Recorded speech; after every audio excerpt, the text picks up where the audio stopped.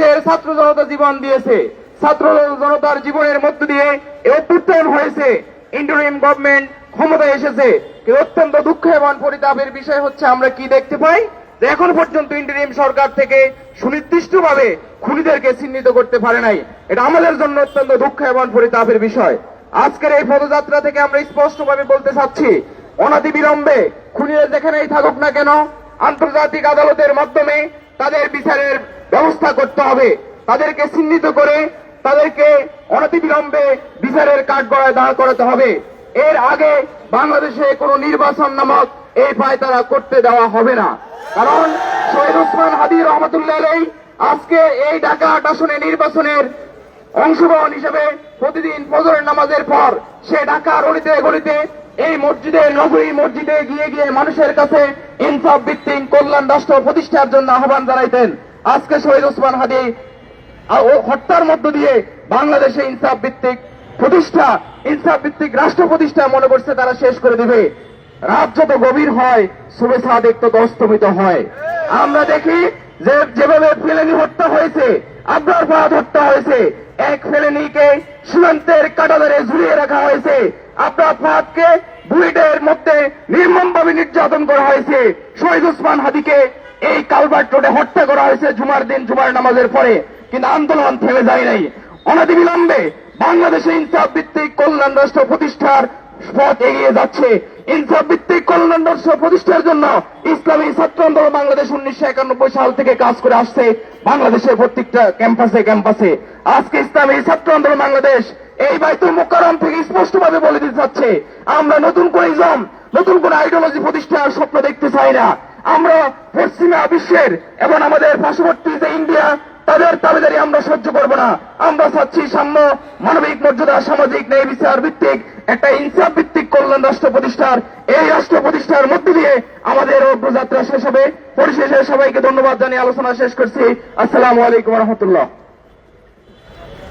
সংগ্রামী সাথী ও বন্ধুগণ, ইসলামী ছাত্র আন্দোলন বাংলাদেশ আয়োজিত আজকের এই আধিপত্যবাদ বিরোধী পদযাত্রার এ পর্যায়ে বক্তব্য রাখছেন ইসলামী ছাত্র আন্দোলন বাংলাদেশের সাবেক সেক্রেটারি জেনারেল শেখ মাহবুবুর রহমান নাহিয়ান।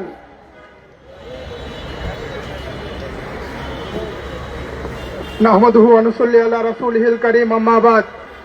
ইসলামী ছাত্র আন্দোলন বাংলাদেশ কর্তৃক আয়োজিত হাদী হত্যার বিচার দাবিতে আজকের এই আধিপত্যবাদ বিরোধী পদযাত্রায় উপস্থিত সবাইকে জানাই সংগ্রামী সালাম। সংগ্রামী সাথী ও বন্ধুগণ, অত্যন্ত দুঃখ ভারাক্রান্ত হৃদয় নিয়ে আপনাদের সামনে আজকে আমরা হাজির হয়েছি। হৃদয়ে তীব্র ক্ষোভ এবং দোহ নিয়ে আপনাদের সামনে হাজির হয়েছি। দীর্ঘ প্রায় 1 মাস চলে গেলেও হাদী হত্যার বিচারের কোনো অগ্রগতি আমরা দেখতে পাচ্ছি না, এবং যা আমরা দেখতে পাচ্ছি তা আমাদের জন্য অত্যন্ত হতাশার। হাদী হত্যার পরে আমরা দেখলাম নির্বাচন কমিশনার বললেন এটি একটি বিচ্ছিন্ন ঘটনা। স্বরাষ্ট্রমন্ত্রীকে যখন আইন শৃঙ্খলা পরিস্থিতি নিয়ে প্রশ্ন করা হলো, তিনি আলু এবং পেঁয়াজের দাম নিয়ে সাংবাদিকদেরকে সতর্ক থাকার জন্য রিপ্লাই করলেন। একই সাথে আমরা দেখেছি হাদী হত্যার যে খুনি, সে যেদিন খুন করেছে ওই দিনই তিনি এই দেশের কাঁটাতার পাড়ি দিয়ে বিদেশে পাড়ি জমিয়েছে। একই সাথে আমরা দেখেছি এই খুনি সে ছিল কারাগারে বন্দী, সে ছিল ফৌজদারি অপরাধের আসামি, তাকে জামিনে বের করে এনেছে বিএনপি টিকিটধারী একজন আইনজীবী। একই সাথে আমরা আরো দেখেছি এই খুনি স্বরাষ্ট্র মন্ত্রণালয়ের অধীনে বিভিন্ন ধরনের প্রমোশনাল কন্টেন্টেও সে কাজ করেছে। এই সামগ্রিক তথ্যগুলো আমাদের সামনে এটাই প্রতীয়মান করছে যে হাদী হত্যার সাথে এই রাষ্ট্রের অভ্যন্তরের কিছু শক্তি তারা ওতপ্রোতভাবে জড়িত রয়েছে, এবং সরকারের এই নিশ্চুপ এবং নিশ্চলতা প্রমাণ করে কোন একটি বৃহৎ শক্তি হাদী হত্যার বিচারে বাধা হয়ে দাঁড়িয়েছে। আমরা ইন্টারিম সরকারকে বলতে চাই, রক্তের সাগরের উপরে আপনাকে আমরা চেয়ারে বসিয়েছি, হাদী হত্যার বিচার যদি না হয় আবারও রক্তের বন্যা বইবে। সেই অন্ধকারের শক্তিকে আমরা প্রতিহত করব, হাদী হত্যার বিচার আমরা আদায় করে ছাড়বো ইনশাআল্লাহ।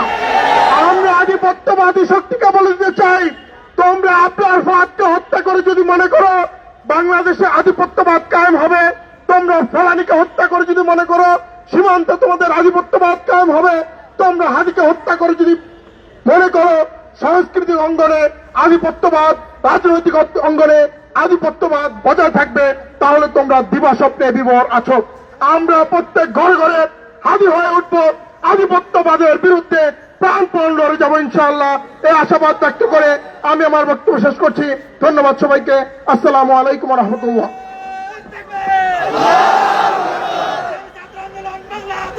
সংগ্রামী সাথী বন্ধুগণ, আমরা 52তে জীবন দিয়েছিলাম, ভাষার অধিকার আদায় করেছিলাম, 71-এ সংঘবদ্ধ হয়েছিলাম, মুক্তিযুদ্ধ ছিনিয়ে এনেছিলাম। 24শে জুলাই অভ্যুত্থানে আমরা সকল আগ্রাসনের বিরুদ্ধে, আপনার হত্যার বিরুদ্ধে, বিশ্বজিৎ হত্যার বিরুদ্ধে, সিলেটের এমসি কলেজে আমার বোনকে ধর্ষণের বিরুদ্ধে, সকল আগ্রাসনের বিরুদ্ধে আন্দোলন সংগ্রাম করে দীর্ঘ ফ্যাসিস্ট হাসিনার সরকারের পতন ঘটিয়েছিলাম। যেই যোদ্ধারা যেই জগত্তল পাথরকে সরিয়েছে, আর সেই যোদ্ধাদের উপরে যেইভাবে আক্রমণ করা হচ্ছে, ইন্টারিম সরকার যদি নিরাপত্তা দিতে ব্যর্থ হয়, বাংলার জুলাই যোদ্ধারা তাদের নামাতেও দেরি করবে না ইনশাআল্লাহ।